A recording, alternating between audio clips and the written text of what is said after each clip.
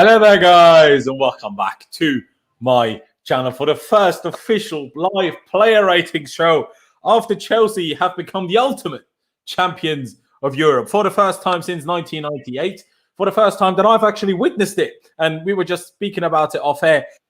Bloody finally, honestly. I said it on Chelsea Fan TV earlier as well. If we lost this, I would have said from now on, we just boycott this game. Like, even if we win the Champions League, Europa League, I don't care. We don't turn up for this one because that ain't it. That absolutely ain't it. But thankfully, Mr. Kepa turned up, became an absolute Chelsea icon, and turned everything all to the good. I can't talk anymore, ladies and gentlemen. I do apologize. If you're here right now, I massively appreciate you. If you're watching this later on when this has turned into a video, I also massively appreciate you. Please be sure to subscribe, smash the like button, and we have a lot to get through today because there was a lot of bad performances, let's be honest. But there was also a couple of good performances, and there's also just a lot of madness that needs to be discussed today. Of course, we are joined by my partner in crime for these player ratings live streams, Mr. CFCPys. First of all, Pies, have you recovered just yet? And secondly, how are you doing? Yeah, not really. I mean, my heart was going about 1,000 miles an hour. I was looking for some pens, not looking for others, and I was so nervous. And to be honest with you, I didn't really have a lot of confidence in Kepa, but I mean, I'm glad he's proven me and all of the people that kind of, I guess, doubted him wrong. The thing is with Kepa for me is just he's so hit and miss on penalties. Like, obviously he's done good in penalties before, but at the same time, the Carabao Cup one when he stayed on, he fumbled a couple. The last Super Cup, he fumbled a couple under his arm. So I was like, oh, please don't make that happen. And those sort of subs, when you decide to put him on, either decide to change the goalkeeper, it either goes one way horribly, or it's the best thing that ever happened. And it was the best thing that ever happened for us today. So yeah, Tuchel looks like a genius. He said as well that it was planned, and he looked at all sorts of data with his team and goalie team and stuff. So yeah, just really happy, and also just buzzing as well at full time with the kind of togetherness of not only the whole team but Kepa and Mendy in the actual interview as well. They were kind of just. I didn't get to see any of the interviews yet, so I'll have to check those out later. They were so together, hugging each other, and they basically did a dual interview with BT. They did it at the same time, so that was really nice to see. And they all, just great vibes, man, and just so happy to finally win it because honestly, I thought we was going to bottle the penalties, especially after Kai missed the first one. And I really love Kai Havertz, so I was like, oh, this is not going to go in well. But see, I'll tell you what. Honestly, I was sat there on my sofa, and I was thinking to myself, after Kai missed, I'm like, Mata missed the first one in 2012. Doesn't matter.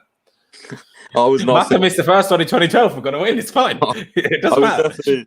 I was definitely not in that mindset, but fair play to you. You always seem to be I don't know. It was obviously talking myself up for it, not genuinely believing it. But I was like, well, it worked then.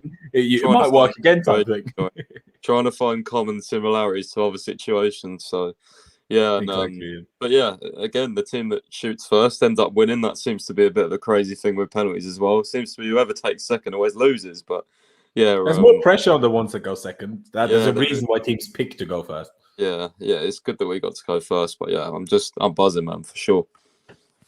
Yeah, no, 100%, 100%. And to introduce my favorite American, Mr. Cheyenne. I don't even know your surname, mate. But regardless, Mr. Cheyenne from Next Generation Football Podcast. It's a long-ass name. You need to think about shortening that. I can't lie, mate. You can just use the abbreviations. All right, abbreviate it for me. Next Gen Pod. All right, that wasn't. I thought you were going to say just the letters. Okay, or NGF. NGF then. NGF is quite cool, to be fair. It sounds like a Nerf gun or some shit. Anyway, interesting. First of all, Cheyenne, glad to have you back on, especially under such brilliant circumstances like today. How you doing? How was that for you all over there in America? The man lives in Seattle. Do you know he lives on the other side of the bloody world? Not like in New York, Boston, where it's kind of similar. It's just a bit of ocean in the middle. No, it's got a bit of ocean and then a bit of whole continent. And then there's Cheyenne. Do you know what I mean? Yes. All the way over there. Dude, it's just brilliant. I mean, I'm so happy. As you said, excuse me, because I lost my voice a little bit when Kepa saved Raul Albiol's penalty because I was so happy because one of my biggest pet peeves is we've won European trophies the past 4 times in this recent decade, and we've never won the Super Cup in my lifetime anyway. Again, we both weren't born in 98, and so I was so happy to finally see us win it. How poetic is that? How in 2018 we tried to sub out Kepa for Big Willie, everyone's favorite backup goalkeeper, and he refused to come off. Then he's now the hero to be subbed on in this penalty shootout to win it for us. Oh my days. How amazing is this and how refreshing is it? I'm so happy to be a Chelsea fan. And this jersey is going to be one of the most iconic ones because of how amazing we're going to be this season. I believe it. Oh, I hope so. I hope so. Maybe the successes of the season will make the shirt look good. But I do have to shout out this comment here. But Praveen, sorry if I butchered your name there. I'm not good with probably Indian, but again, I'm super sorry if I offended you with just presuming that the name's Indian. Anyway, he said, shout out to Laos, that's me, for never abusing Kepa and kind of always believing in him. It's relative though, but true AF. Yes, thank you. Finally, someone appreciates it. The opposite of what I do with Timo Werner and Marcus Alonso, obviously. But, you know, some players I like, some players I like less. And Kepa, I've always backed. It's always the case of me. When I see everyone hating on someone, then I feel inclined to, like, just, you know, back them. When I see everyone being unnecessarily nice, like to Timo, I'm like, are you all mad? And then I go super hard. So I'm not saying I'm, you know, the perfect person, but on Kepa, I've done well. And big up to Kepa, big up to Kepa, big up everyone in the chat, by the way. I hope you're all, you know, having a good evening. Again, like I said, subscribe if you haven't already. Smash the like button. If you want to support the channel, do use the super chat function. Obviously, Fantasy PGA Tour. I haven't seen you in a minute. I'm not sure what you meant, but you thought it was Georgie. But regardless, Ruben Loftus-Cheek. Oh my God, Adash, I love you so much. Ruben Loftus-Cheek lifted a European trophy with Chelsea. Laos, your life is complete. Yes, my man. Yes, it is. I'm gonna get the picture. I'm gonna frame it. I'm gonna put it on my wall. I'm gonna put it on the ceiling above my bed so I can look at it every night before I fall asleep. It's gonna be beautiful. It's gonna be absolutely beautiful. We have Jester in the chat as well. Love you as well, Laurenz. We now need R9 to play on Saturday with Ziyech out and Kai playing 120 minutes. I mean, you are not wrong.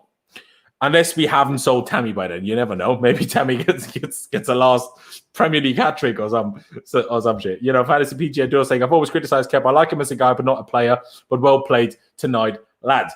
Can't disagree more. 71 million repaid big time. Not sure the Super Cup is quite big enough for that, but he certainly paid some of it back. But before we get into individual ratings, let's talk about the game a little bit. Let me start with you first, Pice, because I see a lot of people saying the first half was kind of great type thing. And I'm not sure I agree. I mean, it was decent. It was maybe even good. But I would certainly not agree with it being great. Like, we had, to be fair to Timo, fair play to him for even getting that volley off, like with his leg around the defender. But we had that and the goal. That was kind of our only real genuine chances. And they had equally two genuine chances. One saved from Mendy, and then when they hit the bar very late on. So I'm not sure we were that great. Obviously, we dominated the game much more than we did in the second half, but I don't think the performance full stop was that brilliant. But what about you, Pice? Yeah, it was interesting. We definitely dominated, as you said. Like, we had quite a few chances as well. Like, I was just, it was a hard one to analyze because I think we summed it up in the preview yesterday quite well in the fact that they were very well drilled. You know, we was using the width to get at them. That was really our main sort of access route to goal was down wide because you can't play through a middle when there's, you know, 4 or 5 defenders at the back. Like, it was just crazy. There was so many defenders, so it was hard to break them down. And I guess in that aspect, we did, you know, play really well. I mean, there was a couple of times Kovacic played some nice long balls down to the wide areas to Hudson-Odoi, and then Rudiger as well played a nice little ball. There was a good run from Alonso one time. So yeah, I think we did well considering the circumstances. Like, that team they're very, very hard to play against, man. And I'm not really surprised they took us all the way. It definitely could have, you know, if you had a prediction that wasn't a Chelsea win, you would probably say like a ball draw, extra time, kind of grind the result, hopefully. So yeah, I think we did play pretty well, to be honest. Just the second half was really bad. Like, we were so sloppy. And again, with the player ratings, I'm not going to be too harsh because, again, I think what people aren't really understanding is, like Tuchel said, like, a lot of these guys were just really rusty. It was their first game back from holiday. You know, Mount was chasing his first touch on occasions. Jorginho was even giving the ball away. Like, it was just, we wasn't quite at it. We wasn't sharp enough. Villarreal were way more fitter in the fitness aspect. So, yeah, there's definitely context to be used on the ratings. But at the same time, we definitely could have done a lot better in the second half. Yeah, no, I mean, I would totally agree. But Cheyenne, would you agree? I mean, we'll get into the individual ratings and then we'll dissect it a tad more. But would you, in general, agree with Pi's consensus there, or do you have any disagreements? No, I think he kind of is pretty spot on with it. I think in possession, there is a little bit more. Obviously, there's going to be more creativity because you're on the ball. And it seems like we get a little too comfortable in possession, but there's nothing wrong with that. When you're in possession, that's how it goes. Definitely, Ziyech was our biggest outlet of creativity. I mean, he scored the goal and created, I think, our second best chance. Third would definitely go to Werner's with Alonso. Oh, yeah, I forgot about Alonso's chance, to be fair. Yeah, no, and that was a good chance, again, created by Hakim Ziyech. Great cross. He was a main creative spark. As soon as he came off in the 40th minute, it kind of hurt us a bit because it seemed like he was kind of the only one that was, not to say no one was up for it, but he seemed like one of the only few that was really up for it, actually making penetrating runs, playing the ball through. And he also had one great ball, like cross ball to Chalobah, that he almost was able to square it back in. And I thought as soon as he came off, we lost that creativity. So that was something to keep our eyes on. And the game did really get dead at like the 40th minute mark for Chelsea. And then it was once they conceded is when they're like, okay, now we got to play. I was like, no, why didn't you guys just do that so we didn't have to go through that heart attack? But at the end of the day, they won. But there was things to clean up. Luckily, we're able to win and then work on it instead of losing and then being sad about working on it. So at least there's things to build on with that. I 100% agree. I mean, like I said, I don't think the performance was that brilliant, whether it was the first half, let alone the second half or even extra time. I do agree, rustiness. I think to some extent that is also a little bit of excuses from Tuchel. We didn't look rusty against Arsenal and Spurs. We played much quicker football than we did today. But also credit where credit's due has to go to Unai Emery. I mean, the guy is definitely a much better manager than Mikel Arteta is. That's for damn sure. Because the man turned up with a plan. Sure, his plan didn't quite work in the first half, but you could see he was so annoyed at everything that didn't work for them. And then second half, all of a sudden their things worked and we couldn't do nothing. Like, it was honestly, we had our back three, we had our wide wing backs, and then we had our two DMs so close to the back three. And then we just had a block of 8 oppositions. And then we had our remaining forward players. Like, it was literally just a block of opponents in the middle of all our defensive players and attacking players. Sure, tiredness, rustiness meant we didn't have enough movement to properly break those things up. But the way they moved around and kept blocking passing lanes, to be fair, was impressive. But still, I think there was a few things that we just didn't do very well today. I thought Hudson-Odoi was very underwhelming. Not necessarily because he was absolutely dreadful, but I think I expected quite a lot of him today, and he definitely didn't deliver that. That's what I mean by he was very underwhelming. I know, Pice, you love him, and I know you're right with those lovely passes that he played, but I think in general, Kovacic was dreadful.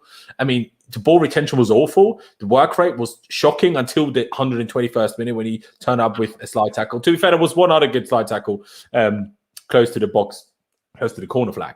But there was one moment where we nearly conceded, and I see Kai Havertz sprinting back 50 yards while Kovacic just stood in the middle, just walking. And I'm like, this shouldn't be Kai sprinting after that Donny that just nearly scored. You know, the first big chance that Villarreal had when Mendy had to make the save. It was Kai Havertz sprinting after that Donny when Kovacic was just stood in the middle of the park doing F4. I'm like, what are you doing? Bloody run, you're a DM. What are you? I was fuming, honestly. I was livid. And then I was like, okay, so you get the ball, then you want a foul, use the ball. Sure, it was a mistake from the ref, and that's how Ziyech got injured. But it pisses me off the players do this thing anyway. They fall over, catch the ball. I'm like, well, not going to get a free kick like that, are you? Anyway, so Kovacic pissed me off a little bit. Kante was great, I thought, in general. Who else? Kai, assist, great. Aside from that, a little bit invisible, to be honest. I mean, you're happy to disagree with me here. Timo was just doing Timo things, and Ziyech was amazing. But second half, and I'll ask you this now before we get into the ratings themselves. I just think that Jorginho Kante swap was just, I love Tuchel, but that was a bit stupid. Like, I know Crystal Palace in mind, but you can't come sit in the press conference and say, we really want to win, and we win, and we win. And then after we're already getting overrun in midfield, you take Kante off. Like, I'm sorry, but that's stupid. Get more control, though, bro. Just to get more control in the game. We would have got more control by bringing Georgie on for cover, though, because then you get the control of Jorginho, but still don't get crazy overrun. I think some of the subs were planned, to be honest, but they were. But you need to judge it off the game. And if he wanted to win tonight, and I'm very confident that if we bring Jorginho for cover and have Kante on, we don't even concede that goal in the first place. Look at the goal we conceded. If we had one mobile DM, the whole goal doesn't even happen. I'd be worried though if Kante played 90 minutes in this game, personally. Yeah, well, then you just don't start him against Palace. But Palace are nowhere near as good as Villarreal.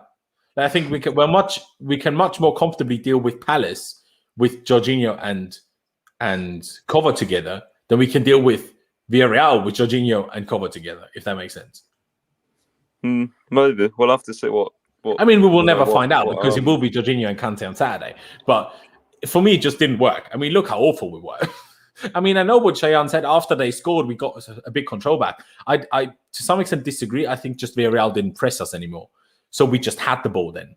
But did we create anything? No. Like, we didn't get anywhere near scoring for the rest of the entire game except that Pulisic chance. That was the only moment we had. For the rest, and Mount. I forgot the Mount chance. That was such ridiculously good save. Pissed me right off. But let's get into those player ratings. And let's do it a little bit different today. Why not? Let's do it like this, even though it makes our faces smaller. But, we move. Let's do it like this. And I'll just add the ratings next to the players. And then we'll bring on the other people that came on. And then we'll write it down at the bottom later on. So that is obviously the team that we went with. And the next conversation point I want to put to both of you guys is, another thing I wasn't happy with Tuchel today. Why on earth was Werner up top and Havertz on the left? Yeah, that was a weird one, I can't lie. But that's exactly what positions they played against Spurs, right? It was literally the exact same team apart from... Wait, was it exact same team? It was the exact same team, yeah. It was the exact same positions as well, right? Because Werner played up top, Havertz was on the left. Kind of weird. And you said Havertz was a bit invisible. That's why. I completely agree with you, yeah. Exactly, that's why. If he's at false 9 or on the right, then he gets more involved. Having said that, though, he got the assist. So, I mean, yeah, he did get the assist. No, definitely. Like, I'm not saying he was awful. I'm just saying he was a slight bit invisible. But yeah, but even against Spurs, like Spurs played a high line, whether they meant to or not, they ended up doing so. So we had a lot of counter-attacking moments where Werner up front made a little bit of sense. But the way Villarreal played and the way you could expect Villarreal to play, it didn't make any sense to put Werner up top and Havertz off the left because that's where Havertz is probably least effective. But because Ziyech is even more one-footed than Havertz is, or Havertz isn't at all, but Ziyech is very one-footed, so he has to be on the right to, use his in-swingers. You have to put Kai on the left. So I'm like, that just doesn't make any sense. Surely just put Kai in the middle. Would have made... I didn't get it. Maybe there was a switch around in game and it just never really happened. I mean, maybe, but I don't know. But let's start with the goalkeeper. Obviously, Pys knows very well that it's always difficult. We start with the goalie and then we realize by the end, maybe we should have started with different ratings. So we will find out. But Mendy, he slipped, which was very dangerous. But then one of the best saves I've seen in a very long time to tip that onto the post. Early in the game, he looked a bit hesitant to come for crosses, but that sorted itself out. So I thought in general, he had a very good game and was... For him, unfortunate to be taken off for penalties, but I think you can't really complain too much. So I'd maybe give him up there with our best players in total. I would maybe say 7. I mean, the save was really good, maybe even a 7.5, 8. But let me go with you first, Cheyenne. And obviously, if you have anything to add on the Kai Werner thing, please just do. No, yeah, I think you're spot on. The only issues, as much as that was a brilliant save he had on Gerard Moreno, it was from his own mistake. So yeah, but like, he slipped. So it's like, it's a mistake, but it's also like, can happen. Kind of, but it's a preventable mistake regardless. Yeah, slipping happens, but it's still somewhat preventable if you pay attention to where your movement is on your feet. I'd say probably 7.5 is pretty spot on. Fair play. Because at the end of the day, they conceded. So yeah, but that's not his fault. The goal. No, not to say it is his fault, but obviously if it's based off of rating, like it tends if he kept a clean sheet. But obviously Chelsea conceded, so obviously it's still going to have to knock his rating down. Yeah, no, not for me. I mean, there's a lot of people that I have on these shows, and they also say if it's a clean sheet, goalie needs to have a great rate. I'm like, well, no, if he didn't have to make any saves, but if we concede 2, but he still made 7 incredible saves, I'm still going to give him a high rating if he wasn't at fault for the 2. The only time I'd ever give a keeper a 10 that's conceded is the performance De Gea had at the Emirates. Outside of that, I never give a keeper a 10 if they don't keep. Oh yeah, no. Sheet. In general, no, I would agree with you. I'm just saying, just the clean sheet doesn't mean 10 because if you didn't have to make a save, then well. But Pice, what will be your rating for Mendy? You agree 7.5, maybe 8, or where would you go?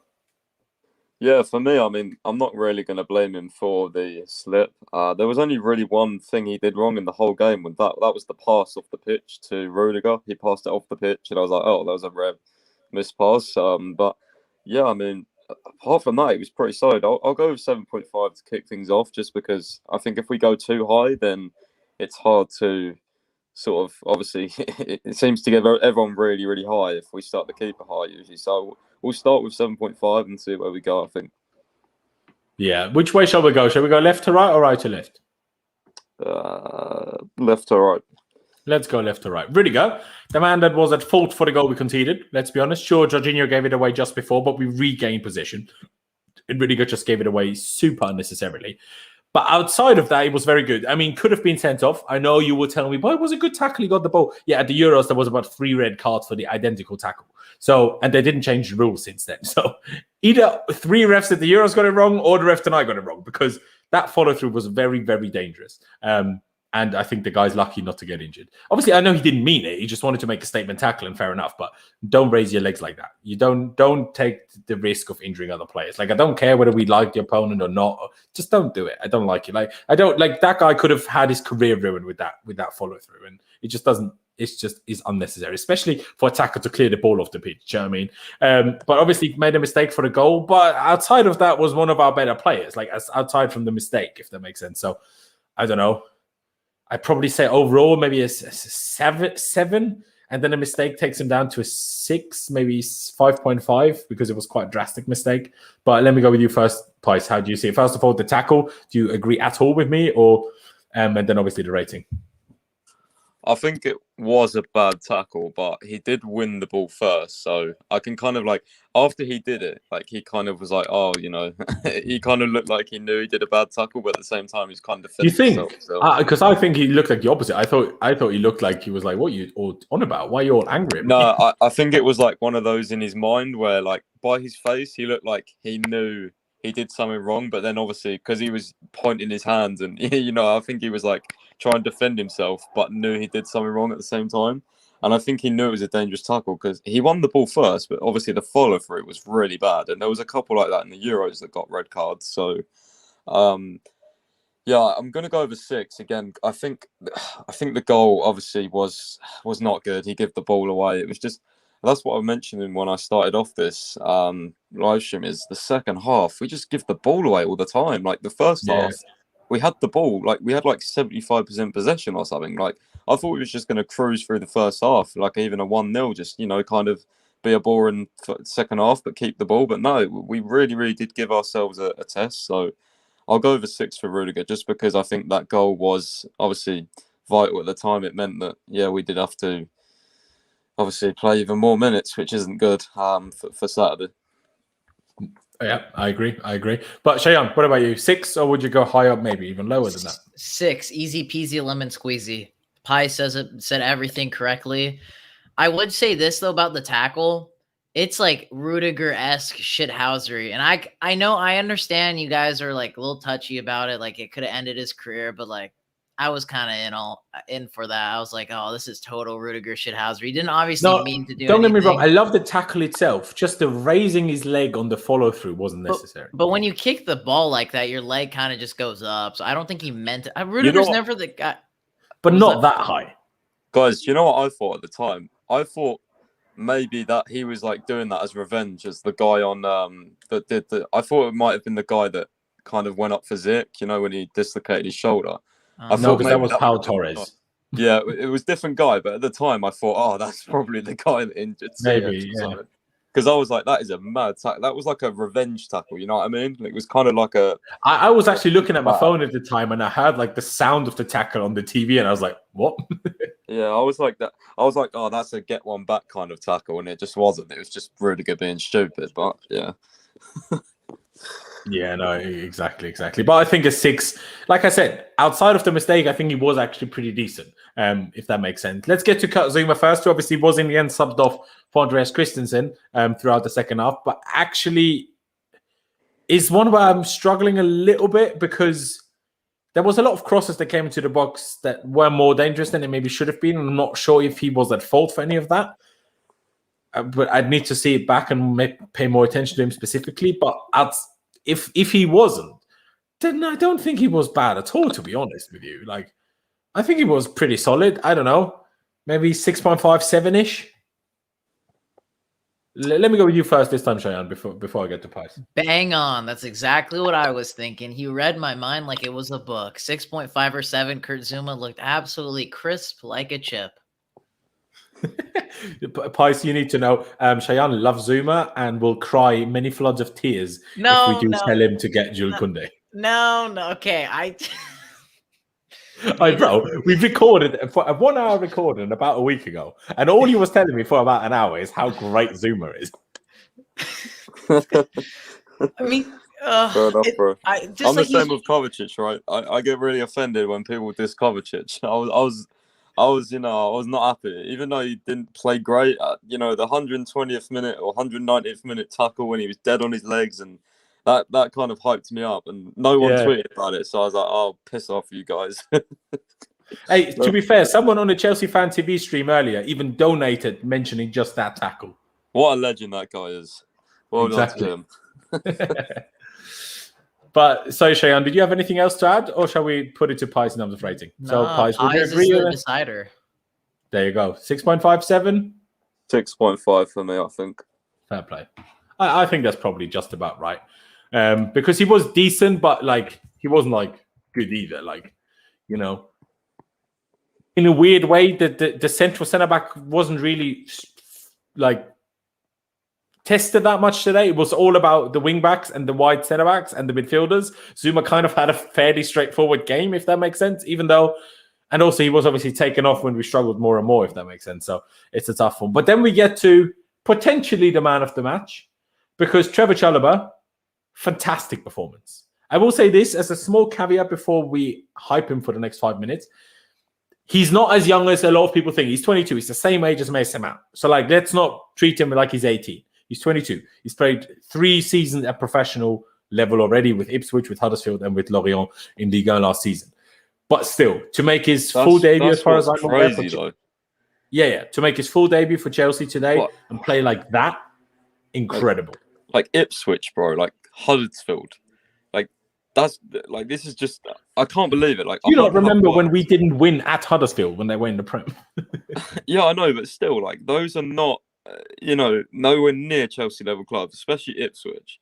Like Lorient, yeah, he did have a really good season, but they're still not a big club. Like that's just I was thinking like this is just another random guy on loan. Not random because people knew of him, but just another guy on loan that is in the loan system and has been for a little while, and then just comes into just a pre-season, start off fresh, impresses.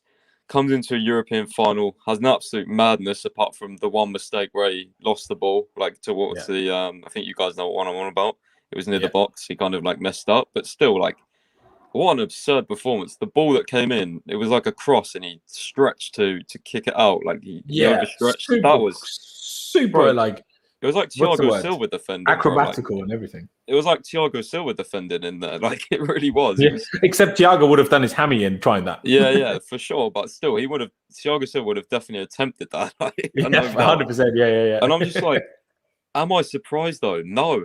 This, Cobham is just so good, bro. Like, honestly, I'm confident we could just pick someone out of, the development team if we had a cup final tomorrow and they'd play an absolute madness. Like, they're just so talented. Like, there is just so many good talents, bro. It's just endless and endless and endless. Even people that, as you said, have hardly played like 3 pre-season games. It's just, it's going to be interesting to see what happens with him now, obviously, because I still feel like the club will sign Koundé.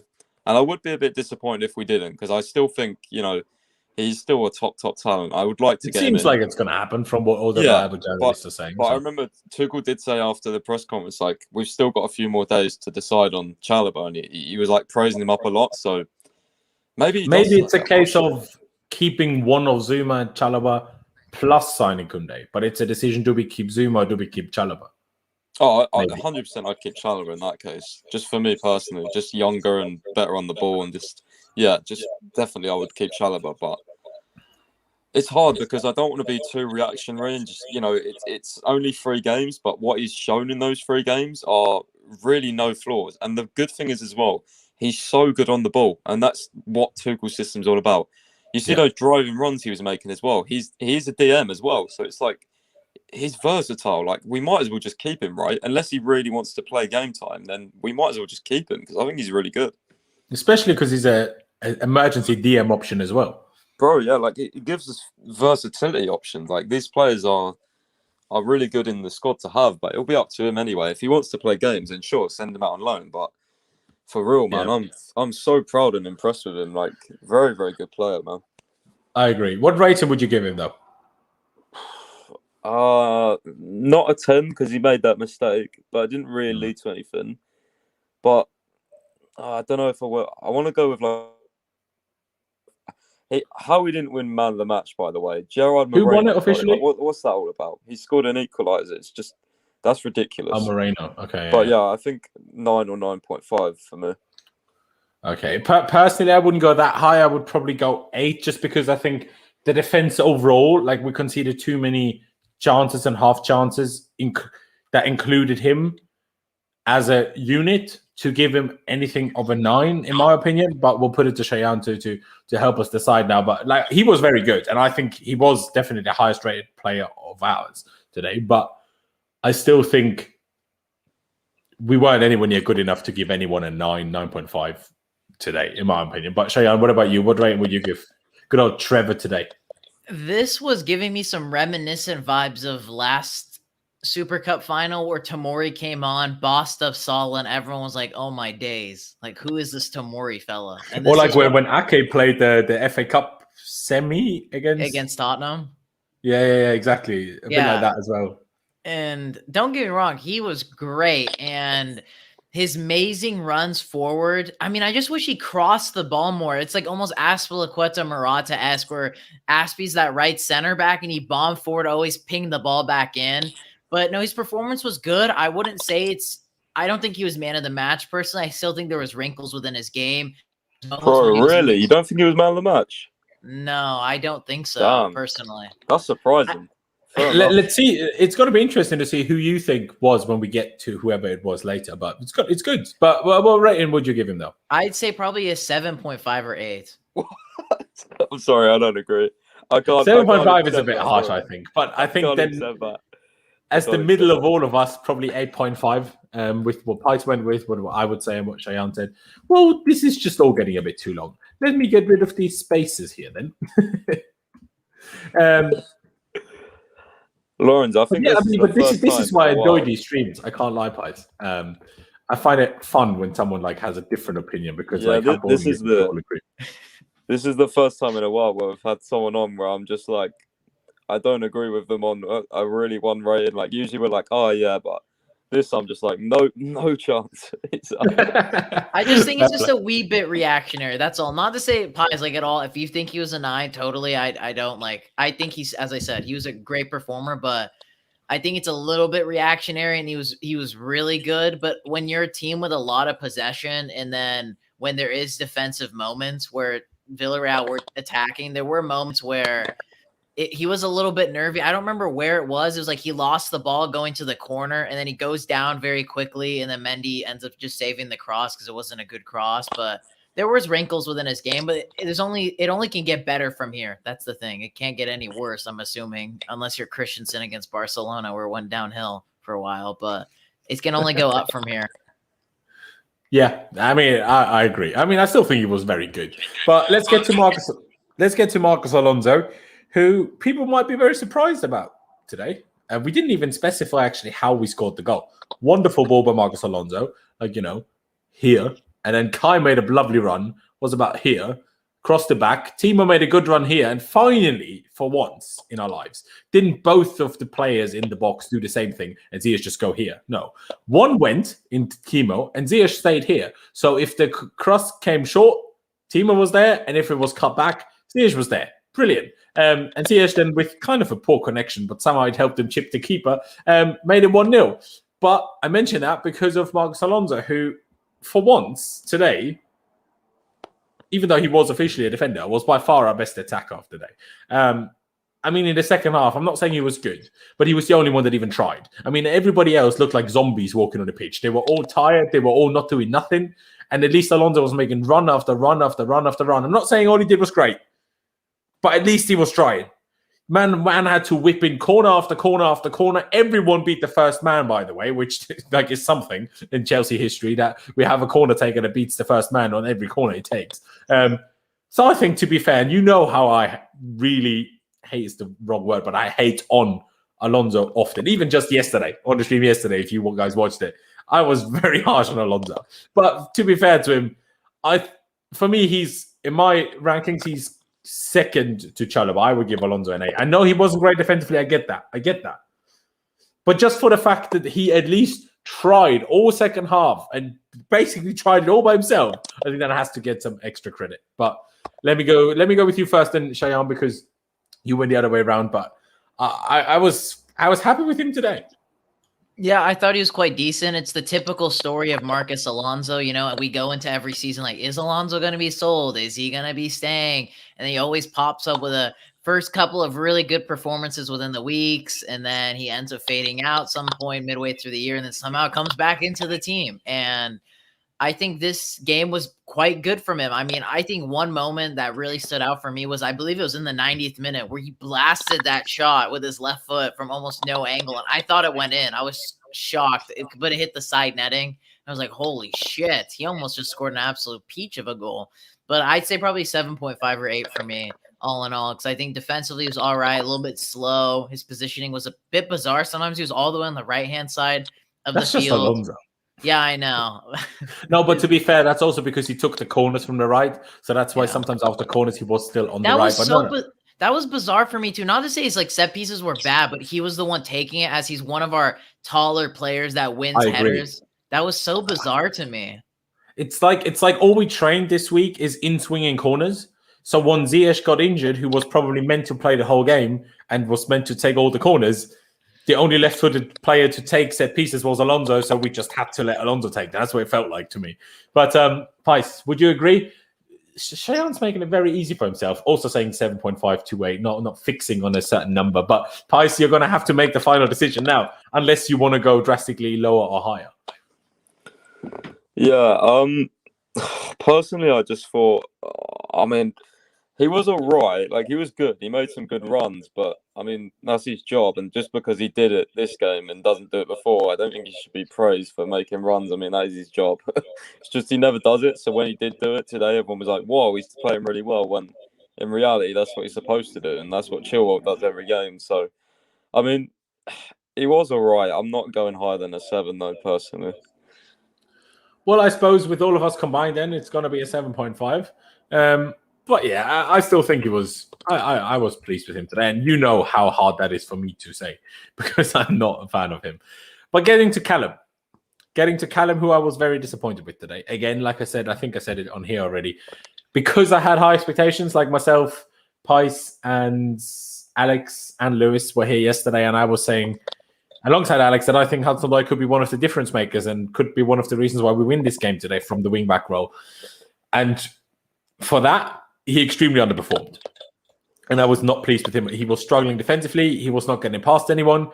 The only times he was really put into play was when Kovacic played a couple of nice passes in the first half to him, but then he never did anything with those passes.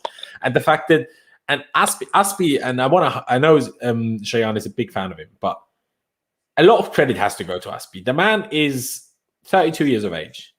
We always say he's too slow. He can't do anything going forward. In the last few months, we've seen 2 or 3 or 4 times Aspie come on instead of either Hudson-Odoi or Reece James as right wing back and be much better offensively than who he came on for. How he does this, to be honest, I don't really know. He's just tactically, his football brain is just way better than especially Callum's. Obviously, that has to do with age, not because Callum's stupid. That's not what I'm trying to say at all. It's just with experience. But fair play to Aspie. But we're talking about Callum here. To be honest, I think our ratings are kind of a tad high. I think Rudiger should be nowhere near a 6, if I'm honest. But anyway, with that howl of a mistake, because I wouldn't go any higher than a 5.5 for Callum. I think it was pretty damn disappointing. Got beat too much defensively, didn't do nothing going forward. I mean, what did he do? Oh, sorry, I didn't tell you who to start. Let me go with Pys. I agree, bro. And this is kind of, I hate saying this because I really like Callum, and I still do think, by the way, he should still be playing on the wing and one of the inside forward roles. But again, I did say to this in a reply on Twitter earlier, I think Tuchel just does want him on the pitch and wants him in those 1v1 situations down the right, but we have so many forward options, so it's hard to, I guess fit him in the front three. Having said that, just quickly, I do think, Havertz on the left today just really made no sense. Like, for me, I would have just not even played Werner. I would have probably played Havertz up top and then Hudson-Odoi on the left. But then again, is Aspie ready to start? Is James ready to start? Probably not. So I guess I could see why Tuchel did it. So, yeah, I mean, he was pretty poor overall. Like you said, he didn't. I think I read that he didn't complete a single dribble. I think like a single take on, which was very weird. Like, considering he was our best player that last season. Yeah, it's weird. I noticed as well because on Spurs when I went the friendly, he seems to be playing the safe option quite a lot as well. Like, he seems to be kind of getting down the right and then just turning back and passing it, whereas when he plays on the wing, he's so direct. I'm not sure if he just doesn't feel comfortable in his new position or what. I mean, I kind of feel bad for him because I know I just don't want him there. So I just kind of feel harsh giving him a low rating because it's not his position. But I mean, based on who else were you going to play there today then? Yeah, no, that's what I'm saying. That's why I can see why Tuchel did it, but at the same time, I don't want to give Hudson-Odoi too much slack because it's just not where he's playing. It's like playing Kovacic right wing back or something like that. It's out of position for me. Like, well, at this point, he must have like more than 10 games in that role. It's not like he's completely new to it anymore. Yeah, but I don't like it. I don't think he likes it as well. That's the thing. He probably doesn't. He probably doesn't. I do quickly need to interrupt you here because I need to respond to this combo Mason Payne here. Pretty good mistake. Wasn't Christensen meant to not let the striker go, being the central centre back? Now, if you notice what happens, Rudiger loses the ball, then the ball is played to Dia, who Christensen follows. Then Dia does a lovely back heel to Moreno, who then has the open space. If Rudiger doesn't make the mistake, Rudiger is meant to be where Christensen follows Dia to, which is why there was the space in the middle. So Christensen was out of position because of Rudiger's mistake. So not only did Rudiger give the ball away, he was also completely out of position. So if anything, your explanation made it even more of a Rudiger mistake than less. But anyway, maybe I also misinterpreted what you said. I wasn't 100% sure what you meant. Sorry, Pice. But yeah, I do get you with Callum, but still, we have to judge him on how he played today. And, maybe a little bit of slack because it's slightly out of position, but I think he's played too many games there at this point to still be given that excuse too much. But what rating would you give him, man? Yeah, probably. It's interesting to see what you guys say as well. I'm gonna go with a 5 just based off what we saw. I would agree. Cheyenne, what about you? I as much as you guys are giving him a lot of slack, I think even though offensively wasn't that amazing, I think defensively his game has improved quite a bit. I think he was making in tackles. He was able to build that space between him and the defenders where he's able to jockey them into the corners. And I actually really like Hudson-Odoi at this wing back position. And I actually think he might be enjoying it himself. I mean, he was the first big change when Thomas Tuchel came. I mean, he threw him at right wing back. And I feel like over time, Callum Hudson-Odoi will be our mainstay right wing back, and it provides options. And I think even though... Hold up. If we sign Koundé, and we presume Koundé is going to be our right centre-back, where on earth does Reece James play in your team?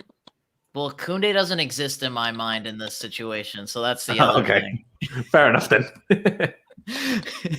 And I think defensively, I saw a lot of good improvements. Yes, offensively, it was almost the positioning wise of Ziyech, him, and Chalobah that made it just seemed like it was a little bit confusing between the three of them when Chalobah sat deeper than when Ziyech and him were almost like hitting the same spaces that they wanted to both be in. And I didn't see anything that entirely wrong with it. They're almost building this connection amongst each other at them playing in those positions. But I think he's no worse. I don't think he was a 5. I understand he didn't complete any dribbles or anything, but Villarreal are notoriously known as a very difficult defensive team. And going into it, I think their average shots on target they let in a game is 2. And it's difficult to break that team down sometimes. And I think Callum Hudson-Odoi has a big future at right wing back, and I think he's getting better as time goes on. And I actually really enjoy him there. And I just say he just had a 6. He didn't have necessarily an insane game, but I think there was a lot of good defensive moments from him that I really liked. It's interesting because I see where if the memory. Early first half, I agree with you, but I think as the game went on, Villarreal did something weird today. They had 2 left backs on at all times. They had Alberto Moreno, who is obviously, originally a left back. Then they had this guy Pandenza, or whatever. Sorry if I butchered his name. And then the other guy that came on, that young fullback. Is he Colombian, Venezuelan, something like that? They always had 2 left backs, and especially in the second half when they made that sub. Callum was getting run over, in my opinion. Like, he was getting an absolute runaround. I think you make a fair point, Cheyenne. At the start, he dealt with it okay, but I think that's when, as a team, we had a lot more control of the game. When we lost a bit of control of the game, I think it was all over the shop. And also, he didn't help us anything going forward. And also, let's not kid ourselves. When Callum plays right wing back, he doesn't play there like the same when Aspie or Reece play there. He is played there with the intention to give us more going forward. And he absolutely wasn't able to provide that. And sure, Villarreal maybe are a good defensive team, but that's why we think he's a very talented player to unlock exactly those great defenses. You said 6, so I suppose it's a 5.5. That's not like way off what we said, so I think that's still fair enough. But yeah, I just not sure I fully agree. I do kind of see what you're saying with the right wing back stuff. I do think he can be there, just because I personally don't think he's as talented as the other forwards that will play in those roles that he would like to play in the front 3. So that's why if he wants to make it here, then it will have to be a right wing back, in my opinion. Happy if he proves me wrong and becomes our left winger, left inside forward for a decade. But at the moment, I don't see it. But let's get to Kante first. A bit of positivity before I go on a bit of another rant about cover and Pi starts hating me again. Kante only played a 65 minutes. Still think, in terms of for today, with Palace, obviously it was the right decision. Just let me clarify that. But just for today, it didn't help us. I think it made us drastically worse. But I thought Kante was very good. I would say 7.5, 8. I would say, but let me give you first, Treyan. Yeah, simple. It's an 8. He had a great game. I think no massive complaints from Conte. It wasn't his fault he got subbed off early. It's purely down to fitness. So I think solid 8, easy peasy. Yeah, I think 8. To be fair, 8 is fair enough. Pice, what about you? Would you go higher than that? No, for me, obviously, I would have Chalobah as my highest rating, so I'll go with 8 as well. He was very, very good, though. Especially, I remember early on, I can't remember which moment it was, but he ran across and intercepted one of these Villarreal players. And I was just like, I was laughing at it because the Villarreal guy didn't know he was coming. He just all of a sudden, Kante was behind him and he just nicked it off him. And I don't know. I always laugh when Kante wins a tackle. I don't know why. It's just funny. The way he runs as well. I don't know. It's just my little thing at the moment. So it's funny. I get that. That's all a funny comment from Jester. Kante scores Kante, no rating needed. Yeah, bro, you see the shot he had as well. I thought that was going to go. Oh in. Yeah, true. That shot, I was like, "Who's that? Kante?" It's a madness. That's it was given as a goal kick, bizarrely, which I thought it was saved. It was tipped, I believe. I wasn't sure. I thought initially as well, but then the second replay, I don't know. But obviously VAR doesn't check it. You know what? That would have been an exact identical goal to the Man United at home in FA Cup 2017. Was it? I was at that game. Goal? Yeah, bro. Let me show you the match program. You keep talking.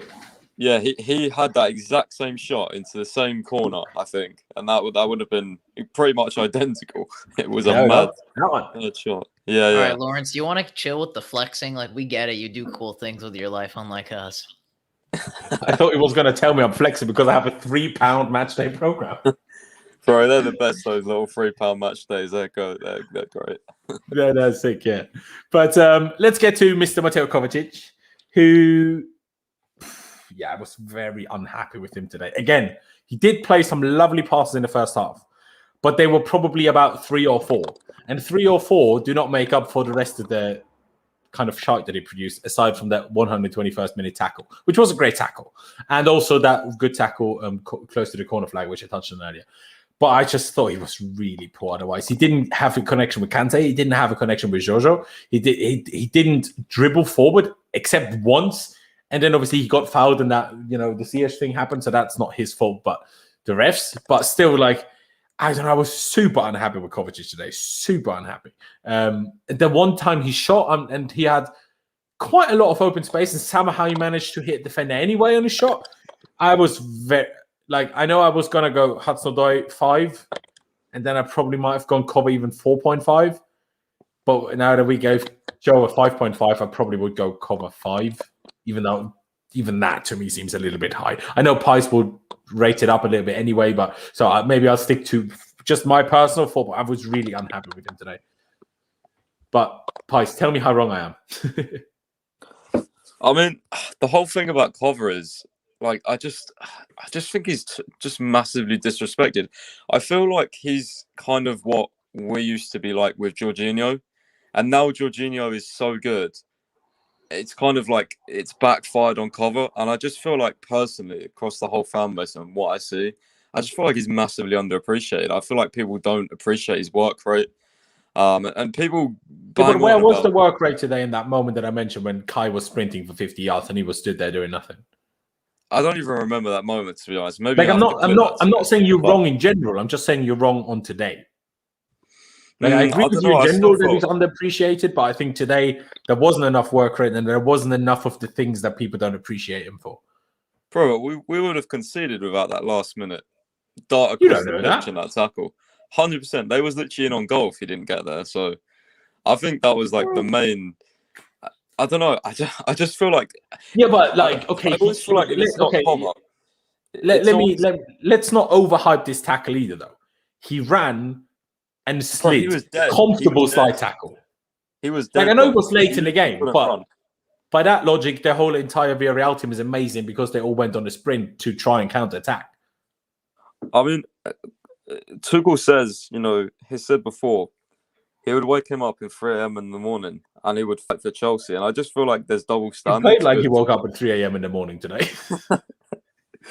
I'm never going to get around you, but I just personally feel like there's double standards because other people get praised for the stuff that Cover does as well, and Cover never gets praised. So you can give him a low rating if you want, but I don't think it was his best game, by the way, today. I just felt like it was an average game. I feel like by saying it was poor, I think is just wrong. I don't think he was poor. I just think he was all right. He did a job. There was a couple of moments where he got caught out, but I mean, but Pies, let me ask you something. And this also includes myself because I have also given slightly too high ratings. With how poor we both agree we were from the 40th minute onwards, let's be honest, for almost the rest of the game. Where are the poor ratings coming from then? Because we have a 6 for Rudiger, which is only because he made the costly mistake. 6.5 for Zuma isn't bad. Chalobah got an 8.5. Callum 5.5, sure, is poor. Kante got an 8. Who is at fault for the poor performance then? Because someone needs to be. We can't give everyone a 6 upwards but still say we played badly. That doesn't work because then we can't have played badly. Why can't we just be a happy family here, Lawrence? Why do you got to shit on everyone? I get that, and I don't even want to cause an argument or fight with Pies. I'm just wondering because I agree with Pies completely on every game aside from today about this for Kovacic, but I just don't think he did the simple things that I usually appreciate so much about Kova, the simple small passes that usually people didn't appreciate about Jorginho that I appreciate, that I also appreciate from Kova, and he didn't do those today. He didn't keep the ball well today. And there was individual moments where he didn't work hard enough. Sure, I'm not saying in overall he was just stood there on the pitch and did nothing. I'm just saying somewhere the poor performance must have come from. I think in general we was I don't know. I don't think there was an individual though, Laurenz, that was really bad. I just think in the second half we was kind of just weren't at it as a team. I don't think there was. I didn't mean it was all Cover's fault. I'm saying our ratings somewhere we need to go to lower ratings because otherwise it doesn't make sense. Yeah, I guess so. But then at the same time, I really don't think he was worse than Hudson-Odoi by far. So at the very best, he was level. But then again, I just thought Hudson-Odoi was terrible, and I can't say Kovacic was terrible. So I'm going to have to give him higher than Hudson-Odoi based on the current ratings, unless you move them down. Yeah, I mean, so you would give Kovacic 6 then, I presume? If it's on the current ratings, or you move Cho down to a 5 and then cover 5.5, I think that'd be better. Well, let's because we'll leave Cover at Cho at that for now. So let's say you give him a 6 for Cover, but let's get to Cheyenne. Maybe he'll surprise us with what he has to say now. What did you make of Mateo Kovacic today? I thought maybe I'm just not as harsh as you guys, but I didn't put much stock into his game. I think he played very well, like all in all throughout that. I think. Fair enough. I thought he was quite decent throughout the match. I don't think there was any major mistakes he made. I did not realize the moment where you were mentioning it to us. How do you remember? Both of you guys? Do you remember the first chance that Villarreal had, where Mendy had to come out, not out of his box, but out of his goal to make the save, where there was kind of a space open up between Rudiger and Zuma, and that was the moment. Kai was sprinting after the guy. At some point, just gave up for some reason. But Cover was just stood in the middle, and Kai was sprinting past him, and Cover was doing nothing. So that's when it happened. But so, what rate would you give him? Would you guys high as a 7 or even higher? No. I wouldn't go. No, I thought he was very good. So no, I thought he was. I have to assume. But the thing is, with me and Kovacic, whenever I see him dribble, I think, "Oh my God, it's the second coming of Messi." Like he just looks so clean and silky on the ball, and I don't pay it. This is poor football analytics by me. I need to be more professional about it. But I just thought I thought he was decent. Nothing good, nothing bad. I think he did what he always does. But I mean, I guess based off all these ratings, I give him like a 6 or 6.5. I thought he was quite decent. Bro, and I also just found a match comp of Kovan. He did make a lot of very good short passes. And Laurenz, I'm coming at you with this match comp after we've done. All right, come on, bring it. Because he's nowhere as bad as you think. I know, like the bad moments probably won't be in it, but to be fair, no, he did carry the ball forward a lot. He did play a lot of good balls, and no, that's true. He did play some good passes today, and it's not his fault that didn't lead to anything. That's the one thing I give him for. And that's what I mean, right? Everyone says Kovacic can't pass. So when he does do good passes... Yeah, but I don't say that. I know people say that, but I don't say that. Well, fair enough there, but still, like, that's the whole thing of this fan base. I'm not coming at you in general. I'm just coming at the whole perception around Kovacic. But anyway, let's move on. All right. I'll give him the 6 then. I'll give him the 6. We need to move on, otherwise we'll be here for ages on cover. This is true. Also, we have still subs to go. Let's get to Kai. Before we get to Mr. Unfortunately injured. Kai, lovely assist. Nearly a kind of accidental assist for Pulisic, but a little bit invisible because not played in the strongest position. I don't know. I would probably say 5.5, and then the assist gives him a 6 is what I'd say. But please tell me what you guys think. Let me go with you first, and Cheyenne.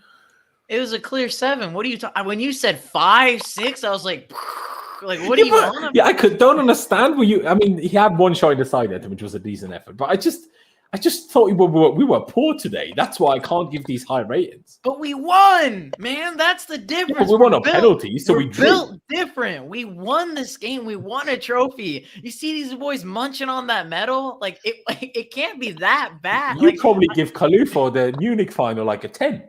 Did you see his haircut? That instantly gave him a 10. That Spider-Man haircut instantly gave him a 10. I love it. But I think he got an assist. I think he's easily a 7. I don't think obviously, as you said, he was played out of position, but all things considered, he was able to get a good assist, and I mean, almost kind of scored with his like bad assist to Pulisic, who Pulisic should have been scoring that.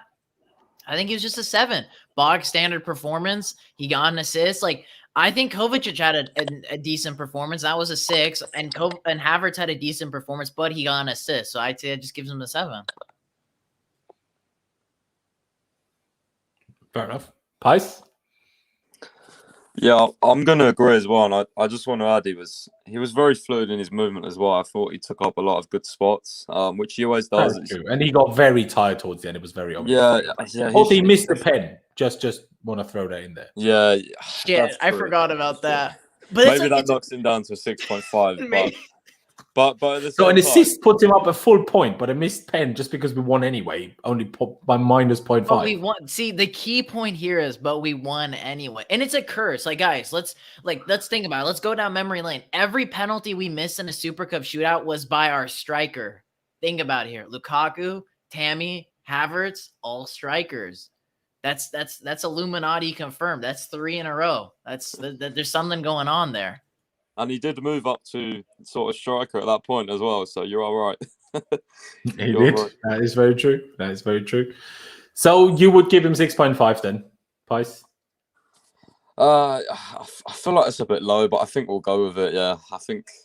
Yeah, let's go with that. I still think he played well enough for a 7, but if you guys are happy with 6.5, then let's do that. Like, I will say, if he was subbed after 65 minutes, I would have agreed 7.5. And maybe it's harsh to say it was worse just because he was clearly tired by the end, and it's because he was just the one that had to keep playing. So I get that maybe I'm with that a little bit harsh, but I still have to judge how he played. And he was just so tired that by the end, he wasn't doing anything. But obviously, like, I can't just judge the decent first half, can I? I have to also judge when, for about 25 minutes, we didn't get the ball anywhere near their attacking front. And he was still off the left and was meant to help us get the ball there and didn't do anything. Now, I can't just ignore the fact that we didn't get the ball to any of our forwards for about 20 minutes.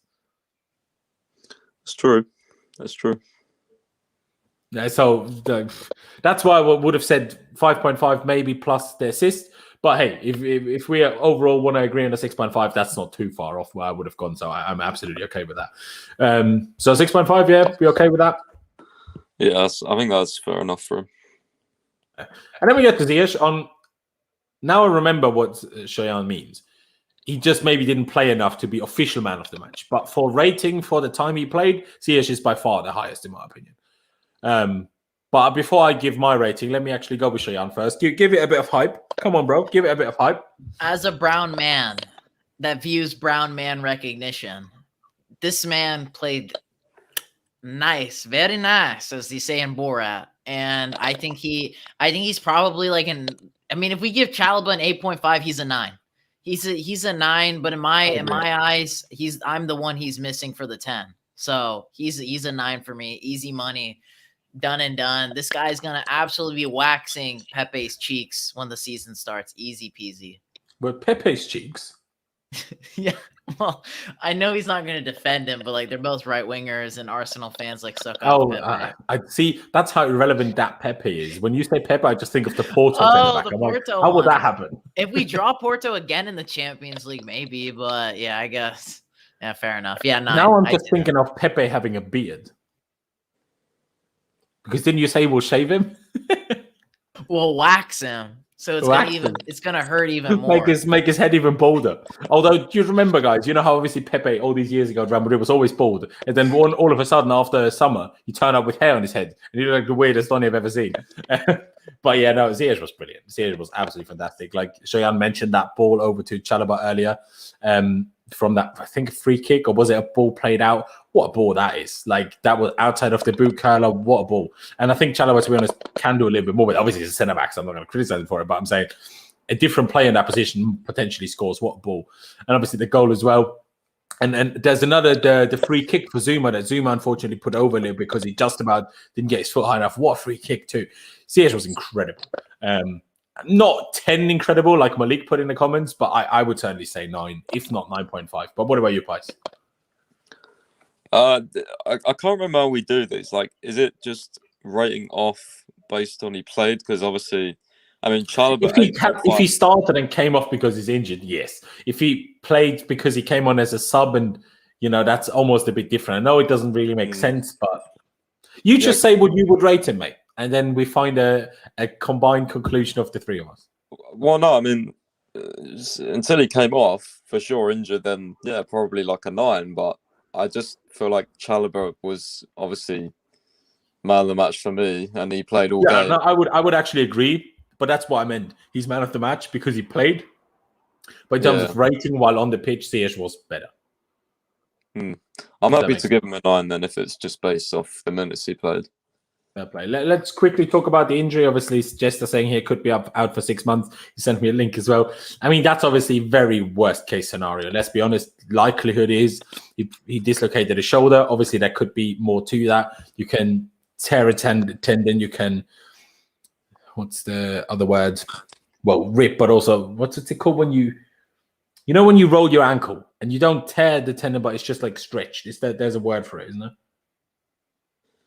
No idea. Well, anyway, so when you have a tendon, but you don't rip it, but you just stretch it, and that's why it's bad. But also the problem with dislocated shoulders is if there is ripped blood vessels around the area because of the dislocation, blood can run into the shoulder socket, and that can mean you can't just put it straight back in, and that can make it take a while. Obviously, there can be all sorts of other worse things. That's just from my time as a paramedic. That's why a dislocated shoulder can be bad and then be out for a month, 6 weeks, 2 months. I doubt it's going to be 6 months, like Jester said. Hopefully, it's super quick and he's going to be fine. People saying sprain, but I thought, can you sprain a tendon? I thought you can only sprain like a joint. But anyway. I wonder, just quickly, what you guys think about this. If he's out for, say, I don't even know, 6 weeks, remember as well that AFCON is during the season.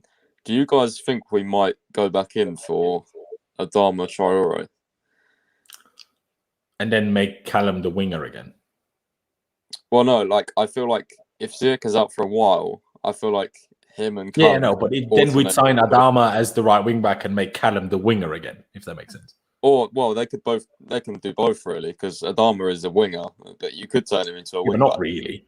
I wouldn't take Adama. He's such baloney hype. I feel like we might go in for him as a utility player. Only if Ziyech is out for ages, by the way. I'm talking if Ziyech is out for ages, I think we might go in for someone. I think you might have a point there. But let's not be too negative already. Fingers crossed, touch wood, that he's back soon, because especially with the way he played and with the way we played after he came off, we just need to hope and pray he's back and him and Lukaku work together, because everybody else is kind of awful. Obviously, the likes of Mount and stuff are still coming in, so we'll see. Just quickly, what I do want to touch on for just a split second, it's still a problem in this team, isn't it? The second something goes against us, the team kind of capitulates for the next 10, 15 minutes. That's what happened late in the first half. Ziyech got injured, and then everyone lost the plot. We nearly conceded. Obviously, they hit the bar. And then I thought, okay, at least we have half time now. We can, recoup and go back out in the second half. But that didn't work, and we needed to concede for us to figure out, actually, we need to play a game of football here. So that was very unfortunate for Hakim, but it's a serious problem that we always capitulate like that. And that's been multiple squads, multiple seasons, multiple managers. Sarri, Lampard, Conte second season, loads. So that is a genuine issue that we need to get over at some point. But let's move on to Timo Werner, my favorite player. Did good on that volley with his left foot early. Like I said already, great save from Ozenjo. I suppose his movement for the Ziyech goal was also good because he dragged the defender. If I'm trying to find things to praise Werner for, but outside of that, it was as always god awful. Let's be honest. He couldn't control a ball again. There was a couple of through balls they got. He miscontrolled every one of them. He was poor, wasn't he? But maybe you guys will tell me I'm wrong again. But I thought he was awful. But he was shy. He was shy. There's nothing more I have to say. But he was poo poo. He really was. Let me go with you first, then, Cheyenne. Just give me a rating. What would you say? I see a 5.5 here. He's the worst one. He's the worst one. A 5, solid 5. I think even a 5 is pushing it, but fair play. Pies, what about you? Yeah, I'd probably say, I don't want to go too harsh, but maybe a 4.5. I think maybe a 5. Not sure. 4.5 maybe. Make a decision because it's going to decide what we give him, mate. I'll go with 4.5 just because the one that really annoyed me as well was there was one where he literally ran out of the pitch when he could have squared it for Ziyech, I think. Yes. And then he was lying on the floor as if he was injured. I'm like, bro, get up and he just didn't like. There was no awareness there. I just don't get it. Nothing. And because even he probably doesn't get the cross in, he probably gets blocked, but then we get a corner instead they had a goal kick. So yeah, because I would have gone 4.5 as well. So if you would have gone 5, majority of rules, we would have had to give him 5. So because you also said 4.5, we could give him a 4.5. Let's start with the subs. Let's go back to front. Who came on for Timo Werner? I've never used this feature, but this works. Who came on for Timo? Mason? Mason. Oh, was I right? I was kind of guessing a smidge. Because it was like you were right. Christensen, Mason, and This is so cool. I've never used the sub feature. I think it is Mason that came on for Yeah, me. it is Mason. Let's go with Mason then. Let me go straight back to you, Pice. What did you make of Mason's performance today? Pretty average, to be fair. He had one decent shot, which was saved. He did well to get a foot to it. But yeah, pretty rusty, pretty average. You press him well, but that's just typical Mason. He works hard, but yeah, pretty average. Loose touches. Difficult to give him a rating, to be fair. I'd be interested to know what you guys think before I make my mind up. I can't quite think. I always really struggle with the subs. I can't lie. I know. I tried to help you out. So I will say the same what I said about Havertz earlier in terms of we couldn't get the ball into anywhere of the front three. To some like when Mount came on, I feel like he didn't touch the ball for about 15 minutes. But then once he did, he got involved and was the only one of our forward players that did anything. Like, obviously, he kind of created the big Pulisic chance. He had a couple of moments where he just pulled the trigger and tried. So then at that point, I thought at least him and Alonso are trying. I'm not saying it was great, but at least he was trying things and moving around and offering himself up to be passed to and stuff. So I think he did okay. I would probably give Mount... Again, I always just like to judge for when they were on the pitch. Outside of the assist, I think it was better than Kai. So maybe with the assist, the same. So 6.5. I would be okay to push to a 7, to be honest. I think it was decent. Scored the pen, good pen as well. Yeah, 6.57 is where I'd go. But Cheyenne, what about you? I think Mount was pretty poo-poo as well. Not Werner poo-poo, but like for Mount, he was kind of... I'd say probably he was like a 6.5 because he did have that chance. I don't think it was that great of a save from Asensio. I think he could have done better. I'd probably say a 6 or 6.5. That's not too far off. Pice, what about you now after what we explained? 6, I think, but I'm going to get outvoted anyway, so who cares? Well, I would have said 6.57. Cheyenne would have said 6 to 6.5. You would have said 6. So I suppose 6.5 it is then. Which is not too far off yours there, is it, Pice? Yeah. What other subs did we make? Let me use my phone because that's quite useful. I mean, Pulisic came on. Pulisic came on for Hakim Ziyech. Let's mention that one. Pulisic is a weird one because his chance, I know Cheyenne said earlier he should score that. I think that's such a difficult chance. If you see that back, the fact that he even controlled it into his stride to get a shot away, I think he's done really well there. And if he gets it on target, if you watch the replay back, the defender blocks it anyway. So I don't think we can be harsh on him for not scoring that personally. He was just the usual Pulisic, where he gets into good positions and then can't make his mind up, waits too long, loses the ball. That was a bit of too much of him. And I do want to have a conversation with you boys about it as well. And I tweeted this before the game when I saw that he didn't start. And we discussed this yesterday a little bit, Pies, but he's been here from day one of preseason. Kai Havertz and Timo Werner weren't. And still, Pulisic couldn't start a first competitive game. I think that's a very, very damning sign for his future at Chelsea Football Club, personally. Because, and I'm not sure whether it's him not doing enough in training or whether it's Tuchel just has it so set in his mind that he's a super sub. But whichever the reason, Pulisic will not be happy with this for much longer. Yeah, I find it really hard to disagree with you, to be honest. And I think when was we talking? We did talk about like a potential loser, I think, out of the squad before. True, yeah. And I think the thing is, I don't want to say things and then be like, in a month, Pulisic is unreal. He starts every game. That's what I'm worried about because I just feel like anything we say now could just come back to bite us. So I don't want to put any outrageous statements out there. But as it stands, he probably will be the loser, I think, just because he has such a top mentality that he wants to start so much. And I feel like he's But going to that's be what makes it unhappy. even more depressing that he couldn't, in a whole preseason, Yeah, and that's why work himself like, into it. the fact that he can't start also topped and mixed in with his mentality that he really just not that he doesn't accept not starting, because every player has to accept that, but in his mind I feel like he's not, like, he's just so set on starting every game. I just feel like maybe he could be the loser, but who knows, man. It's too early. But yeah, he was pretty rubbish today, I can't lie. Like, I tweeted that as well. Like, I don't know what's wrong with Pulisic. Like, he's either really good, like he's either unplayable, he'll dribble past everyone, win loads of fouls, be unreal, be our best attacker, or he's just rubbish. Like, there's It's no the definition of inconsistent, quite yeah. literally. And I said he's inconsistent in the tweet. I just said he needs to sort this consistency out, like, because we can't afford to have inconsistency this season. So yeah, he could be a potential loser, but we'll see. I still think he's a really talented player, and I don't know. We'll see. It's a difficult one for me to judge at the moment, but as it stands, yeah, for sure he could be the loser out of all of our attackers, I think. Because even though Werner is pretty bad, the one thing we know about Werner is That he is pretty stretches bad. teams, and Tuchel likes him. Yeah, he's pretty bad, but Tuchel seems to love him, and he seems to trust him way more than Pulisic. And that's So the most, like, I love Tuchel, but that's so frustrating to me. Like, you don't know how it's much that grinds my gears. Like, the yeah, fact that, it's I mean, because today we knew of he his was going to movement, start, bro. but if Rom comes in and I see Werner starting, I'm going to flip my shit. Like, obviously not for every single game with the rotation that will need to happen. But I'm saying for, like, you know, how you have a main team type thing. If Timo is still in that, when Lukaku is here, I'm going to lose it. But I do just want to mention this before I put it to you, Shayan, what T-Spot said here. Christian Pulisic won 4 corners, had 3 shots, kept the defense on their heels, and scored a great pen. I mean, T-Spot is clearly American because no one in England would say made a great pen, but fair enough.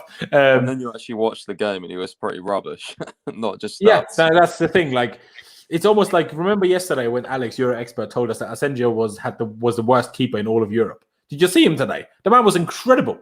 That save he made from Alonso as well. That save from Alonso, you know, the one that came across the box, Alonso volleyed it. That was a great save as well. That was a good save. Then the Werner volley, the Mount shot wasn't. By the way, I think that was one of the reasons why I think Mount was at least a 6.5. That, like, I know he didn't score it, but that was a great shot, and he was the only one that got into those positions. But I'm just saying, Pulisic, I don't think was as bad as people think, in my opinion. But I don't think he was great. I would give him the same as Callum. I would say 5.5. Shayan, what about you? Yeah, no, Pulisic poo-poo, absolute poo-poo. This American guy, oh god, he's just something else. I mean, maybe it's because he's gone a little hot-headed now that USA have won the all-infamous CONCACAF Nations League. He was the captain, even though in that game too, as much as everyone wants to big up him because he scored the winning penalty, he was dog shit in that game as well. And I don't know what's with this mentality he has that he should be starting every game. He realizes this is now the champions of Europe, and now Chelsea are going to be playing in like 4 competitions, so he'll get his chances. But when moments like, I don't know if you guys remember it, it's where he kept trying to force it onto his right foot when it was kind of like a 3v3 almost, and he just kept going down with his right, and then the shot went off Marcus Alonso. I was like, if you just make a decision quickly, play it to somebody instead of pretending you're somebody that you're not. I think it's become a situation with Pulisic where he's so scared of making mistakes that he hesitates too long in making decisions, because he knows he can't make mistakes if he wants to start, but that worry in his head makes him take too long for decisions, which is why it's all a bit of a downward spiral at the moment. But I see what you're saying. I don't agree with poo-poo at all, but when you compare him to his best, when you compare him to his best games, this is really bad. The chance he had where he just pulls it, and it's kind of far wide with the Havertz somewhat assist. I think that's so tough. That's such a tough chance. No, honestly, that was watch it back. Far wide. Watch it back. You can't get, because if he gets it on target, the defender blocks it anyway. You can see the foot in there. Hit it with his left. Don't use your right there. You don't have to hit it flat-footed with your laces. I think it's bad by him. He didn't have enough time to take another step though. I think he's a 5. No question about it. He was not impactful that we would have wanted him to. I think he was worse. Hey, everyone has their own opinion. You're not like far off me. It's so funny. The things we say are so drastically different, and then in the end we rate it for 0.5 off. So I just say a 5. I don't think he was good. He didn't make the impact I would wanted him from when shit was hitting the fan for Chelsea defensively. He wasn't the outlet that we needed, where we kept spraying the ball to him. And yeah, I wasn't quite happy with it. Fair enough. But Pice, I don't think you actually gave us a rating in the end. So what rating would you give Pulley?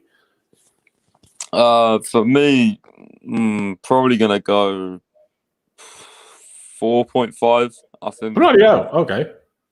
Yeah, I think personally we've really poor. Like, I don't know.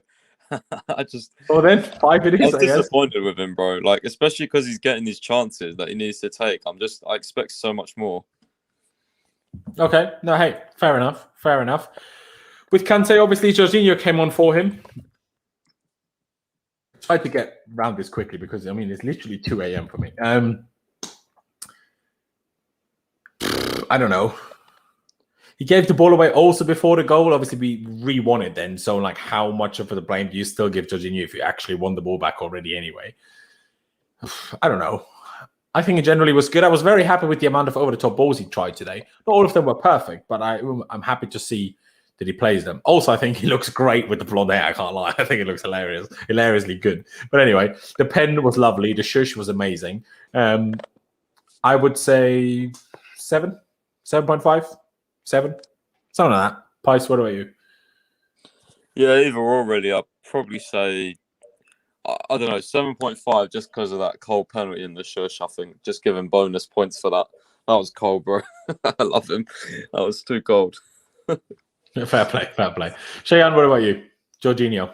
Yeah, I think instantly with the shush, the blonde hair, the penalty, brownie points, easy 7, nice clean Ballon d'Or performance from our new Ballon d'Or winner. Okay, but Pice was at 7.5 and I was at either or. So which one do I go now?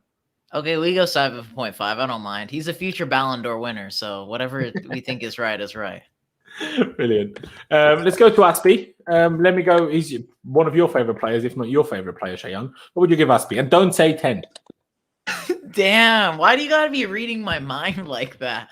Aspie brought in the captain mentality that we wanted. When he took his penalty too, I don't know if you guys, because obviously I follow a lot of Aspie. I watch so many videos of him. He always goes there in the shootouts. He always goes there. He does his little like run up, and then he always goes inside of the foot into the far right. And I was like, he's going right there. And then I thought he saved it, Asensio, and he didn't. I'd say he did what he had to do, and he brought in the influence he needed to bring in. So I'd say probably 7.5 or 8. Easy. I would actually agree. Before we get to the super chat here, let's finish the Aspie off. Pice, what would you give Aspie? I would 8, I think, is maybe slightly pushing it. But I think 7.5 would be justified. I think he did decent.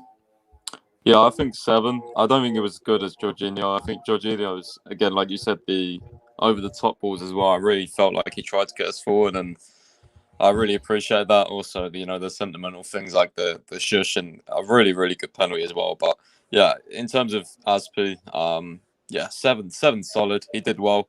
Came on at right wing back, right? I think he was right wing back. Yeah, kind of.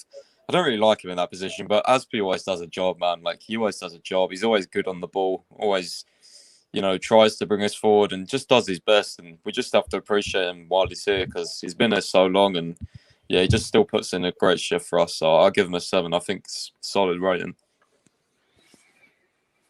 Okay, I suppose it is probably a 7.5 then. If Cheyenne said 7.5, 8, you said 7, I would say 7.5. I think we're probably quite often. I know Pice kind of reacted to the super chat already here. First of all, Isaac, appreciate the donation saying, how is Pulisic worse than Hudson-Odoi? Pulisic didn't do anything bad. Nothing that good, but he wasn't that poor. Personally, I agree. That's why I would have given him a 5.5 like Hudson-Odoi. But, it's a democracy here, and we had 3 people, and the 2 other people here thought that he was worse. And, they gave their explanations. Everyone's entitled to their opinion. I am sorry that we disagreed with you, Isaac. I do apologize. But what other subs did we have? Zuma was replaced by Christensen. What do we give him? I mean, to be honest, Christensen is one of those players I don't even know what to say. Like he barely did anything. Obviously, he was involved in the goal, but that's not at all his fault. So I don't know. I didn't really notice him, bro. I guess that's a good thing though, because we was noticing some of the other defenders, but he was pretty. Yeah, he seemed to be pretty solid. I just remember him picking up the ball a couple of times, but I think when he came on, it was just it was a weird one. I didn't really notice him that much. It was kind of weird. I don't know. I'd probably either go 6.5 like Zuma or 7 max. I think 6.5 is probably okay. Yeah, I think so. What would you say? 6.5 is that good? I mean, as you said, almost like I didn't even notice any big difference. I'd say 6.5 is pretty spot on. Fair play. So that was obviously our 5 in-game subs, and then we had an extra time substitution. One of the craziest substitutions I've seen in Chelsea Football Club history. The most ironic substitution as well, because obviously, as Shaya mentioned earlier, 2 years ago, he refused to come off in the same situation when Mendy came off. So first of all, big ups to Mendy for coming off, because we need to say that as well. We could have had more drama, but we didn't. And Kepa gets, shall we say, a bracket 10. No, he does not deserve brackets. He just deserves a 10 with shining lights and stars around it. Give him that 10 that he deserves. All right, I'll give him a star. Yeah, big up Kepa, man. Like, for real, we give him a lot of slander and stuff, but that's mad, bro. Like, what he did there, he was focused. And by the way, can I just ask you guys, because my brother seems to think this, do you think Kepa's shoulders have got bigger? Yes, I think he's muscled up drastically. I feel like he's got much bigger, right? It was just me and my brother thought that, and everyone. I was seeing a few people say, "No, it just looks the same." But... It's also the kid, though. It's a bit tighter than. I just felt like he looked like really like kind of more, just more built. He looked like he looked really big. He's also got like the old London haircut these days now, Yeah, he was really focused as well, which is good because sometimes I think they mentioned as well he didn't even have a run down the line or anything. He just came on, spat in his gloves and just saved penalties. So big ups to him. Yeah, exactly. You can honestly not ask for more than that, can you? What is this picture? Let me bring that up quickly. Not what I tried to do. Big AC. There he is. But I mean, I do want to get to a Tuchel rating. I'm not sure where I'll fit him in on here because I can't add a random player. So I'll sub him on for Chalobah because why not? Now let's sub him on. Let's sub him on for Havertz. Obviously, he wasn't. Let's just put him here. Obviously, we won the trophy. The Kepa sub gives him a +2 because that's outrageous and it worked out. I wasn't happy with the Georgie for Kante. I explained that. I wasn't happy with Werner up top, Havertz off the left. But I think overall, you probably, with the Kepa thing especially, you probably got to say 8 or 9. Would you agree, Shayan? Yeah, I mean, he made this... Everyone gave Louis van Gaal the praise of the century when he subbed on Tim Krul. And in all honesty, I didn't expect Kepa to get subbed on. When he was warming up, I was like, no shit. Like, what the heck is going on? You were actually going to bring on Kepa. What an abs... Football is truly remarkable for how things always go full circle. I would have never imagined this to happen, how the same situation that Kepa was in was going to be put for him to be the guy to come on. And it's so interesting how this happened like weeks before that article dropped that he came out with talking about the whole situation and his whole career up to this point. I think it was brilliant. Tuchel deserves massive praise because what's so significant about this and how it worked out was because now with Mendy having to go to the AFCON nations, Kepa now has loads of confidence. And we know when Kepa has confidence, we have 6 months to go until then, but sure. But it's still going to always be in the back of his head. He'll know he was a hero for Chelsea in a big game for the team to win a trophy. Because even in the article he discussed, he wanted to be a big player to win big trophies. How satisfying it was for him to be the big player in that Frankfurt game to win the Europa League meant so much to him. And I can't imagine how much this will mean to him, as this was a trophy Chelsea have not won in decades. So I think this is big and it's very important. I think Thomas Tuchel, hats off to you yet again. No surprise. I think he's easy 8.5 out of 9. Yeah, I would agree. I mean, I did agree with a comment here by Fantasy PJ Joe saying we should probably be winning that in 90. And to some extent, I'm not obviously it's not all Tuchel's fault by any means. Obviously, it's more so the players, but we probably should. But like I said, I would just give the Kepa sub a +2. So yeah, You said 9. I would say 8 to 9, whatever. Pyth, what would you agree on before we round it out here? I'll go with 9, bro. Usually after trophies I do 10, but 9 just because a couple of the starting positions, like you already mentioned, I didn't really agree with, and I don't think they helped us in the game. But yeah, overall definitely a 9. I think that the sub was marvelous, and it wasn't just a thing that he thought of. Obviously, it was planned, and yeah, he said he discussed with his goalkeeping team. They looked at all the data and metrics as well. You know, Tuchel's very scientific. He likes to get into the stats. So yeah, I really liked that sub in the end. I didn't know what to think about it at first. I was kind of in two minds because I was like, well, I don't really trust Kepa because it's Kepa. And then at the same time, I was like, well, I knew from the back of my mind, Mendy's not got a very good penalty save record.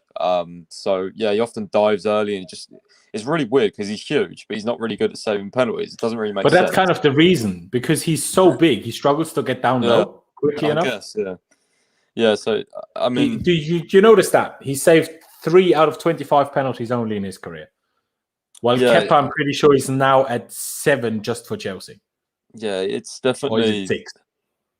Something like that. But it's just a weird one going forward. Whether he'll keep doing that if we get to another penalty shootout, it'll be interesting.